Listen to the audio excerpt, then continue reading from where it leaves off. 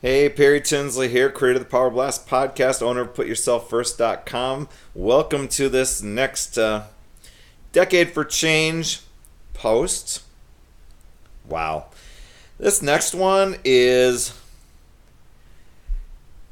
and I don't know if everybody will have this experience, but it's kind of what happens after all of the funeral events take place.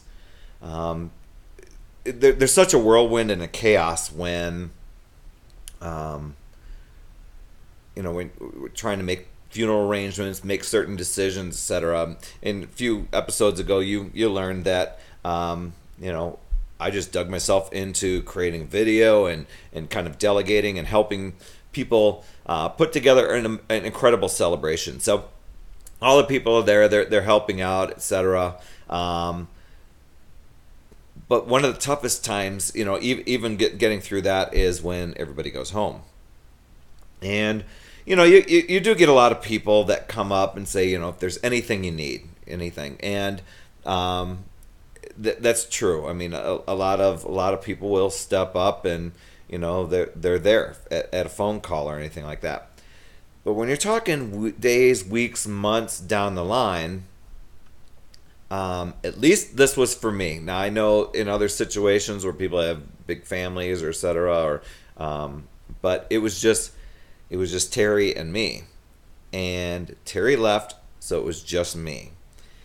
And some of the things you start to realize when when you lose a spouse is, first of all, it's very quiet. It's not like somebody's on a long vacation, although it kind of seems that way, but it's constant. There's a lot of these moments where you just seem to think that they're coming back. It's kind of crazy. I don't know how to explain it, but certain things that Terry took care of, they weren't going to happen. We had 5 puppies that we had brought in, plus our own 5 puppies that brought into the rescue. Um, who is going to take care of those? um, and there were some people from the rescue world that came in and helped out, and took them in the foster area. But then it's kind of like, well, who's going to run our German Shepherd rescue? And just other things, that everything from cleaning or shoveling or laundry, whatever it is. You were the one that it's all of a sudden something that happens, like, oh, the dog's doing this. Terry always handles that. Nope, you better go handle that.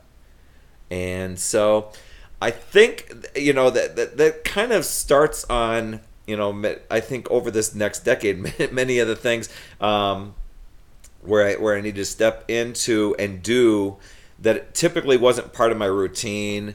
Not that I didn't have the skills to do certain things, and you can definitely learn, but you were kind of it. There were things that you couldn't ignore.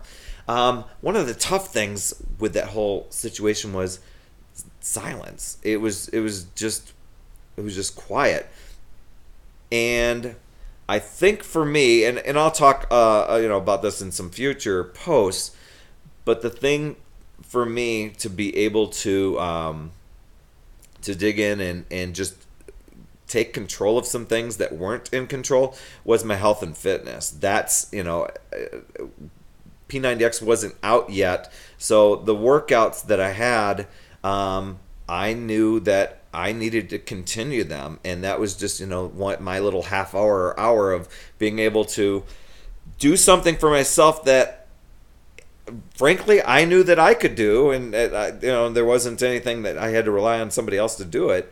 That's what I had control over. But the rest of it, I mean, you're going through, and now you've got to settle some paperwork. You've got to go through. There's still bills and payments and things like that in her name. Terry and I kept things separate. We didn't have things, joint bank accounts or anything like that.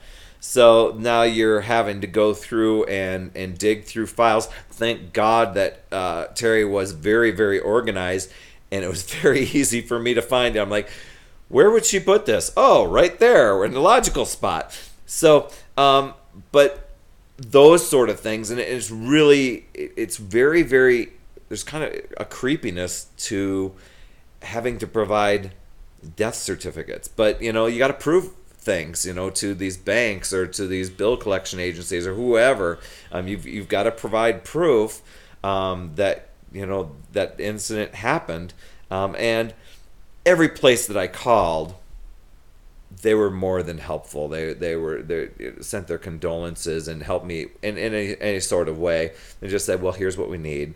But those following weeks and months were really, that's where the internal mental game really became challenging. And I think that happens for a lot of people. It's just something's missing, something's not right, and you can't do anything about it. So, you know, I don't know if this helps you or not or anything like that, but I mean, it's something to just know and to expect. I believe that there was a chapter in that I Wasn't Ready to Say Goodbye book.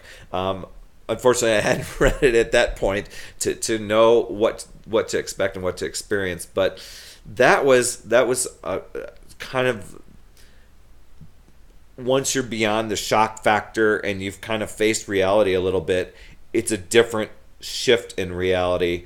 And this next post, I'm going to talk about time, because time's another shift that you know, I don't unravel too far on, but that was another crazy thing that went on. But anyway, there's my message for today. The lesson in it, you know, it's just to find what you do have control over and just dig into that. And once you get get within grasp and you start, you know, like for me it was health and fitness, but for somebody else it might be into a hobby or into painting or whatever. It's not that you're avoiding the grieving process or anything like that. It's just that you're giving your brain and yourself that control element of being able to say, you know what, I know life is crazy right now. I don't have to give in to all that craziness. I do have control. I do have choices. I can choose to go down in the, you know, despair or depression, or I can choose to celebrate and choose to do things for myself and to improve things and to learn lessons from this situation, even though the lessons at the beginning don't seem, well, really that visible. They're there, and they will happen. So anyway, hey, we'll see you in the next post.